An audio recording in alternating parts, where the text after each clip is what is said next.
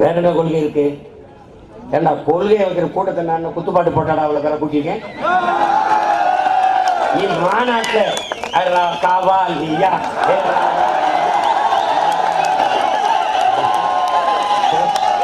கூட்டம் நடக்கிறதுக்கு முன்னாடி அவங்க பணியனை போட்டுக்கிட்டு காசு மாதிரி கூட்டம் நடந்துகிட்டு இருக்கும்போது கூட்டத்தை கூட்டுறதுக்கு ஏ காவாலியா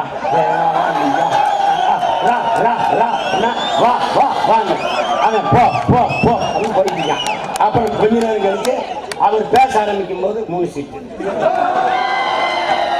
கதை மது மாது சூது இது 3ஐயும் ஒழிக்கணும் தான் நீங்க வந்தாங்க.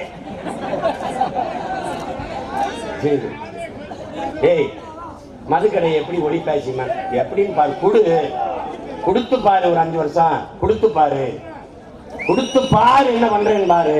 போதும்னு சொல்றது சோறு ஒண்ணுதான், அதுக்கப்புறம் கல் ஒண்ணுதான். நீ மதுவை குடி, இந்த பணம்பால் தென்னம்பால் குடி, நீ எவ்வளவு பெரிய கொம்பு குடியார மிடா குடியார 2 லிட்டருக்கு மேல குடிக்க.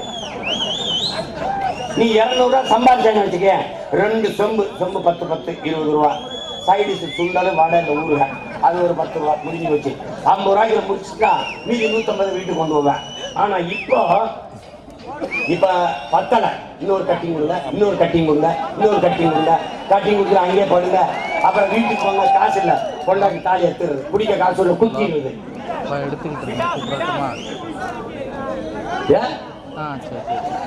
அதனால நாம வர்றோம், கல்லு கடையை திறக்கிறோம், பணம்பால் தென்னம்பால் மூலிகை சாறு இதை மூணு.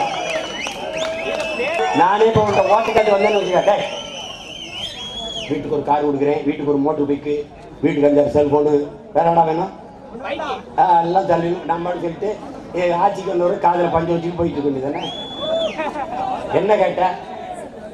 உதயநிதி ஸ்டாலின் ஐயா ஸ்டாலின் சொன்னதெல்லாம் நிறைவேற்றிருக்காங்களா?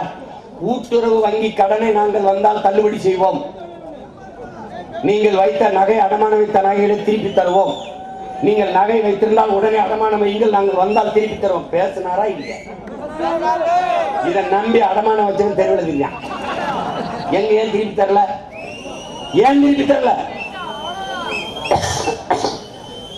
இவங்க நம்ம கேட்கறதே செய்ய மாட்டாங்க, கேட்காதா செய்வாங்க. பெட்ரோல் செலவு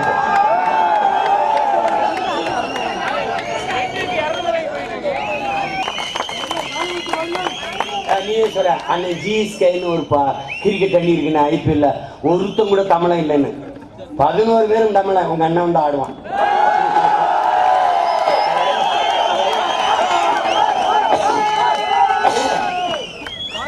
எங்க போனாலும் பிரச்சனைகளை கேட்டு கேட்டு அண்ணனுக்கு மண்டை சூடாய் போச்சு. இத்தனேண்டு மூளை நிறைய வேலை.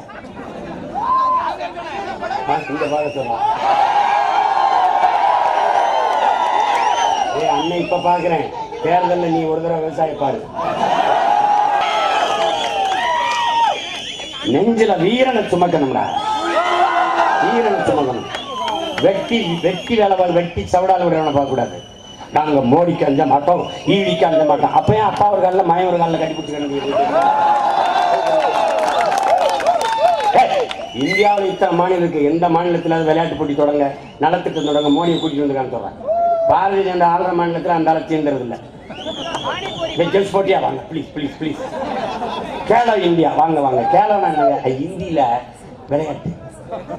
அப்ப போன தடவை ஹிந்தி தெரியாது போடான்னா, ஆட்சிக்கு வந்தா ஹிந்தி தெரியும் வாடாவா?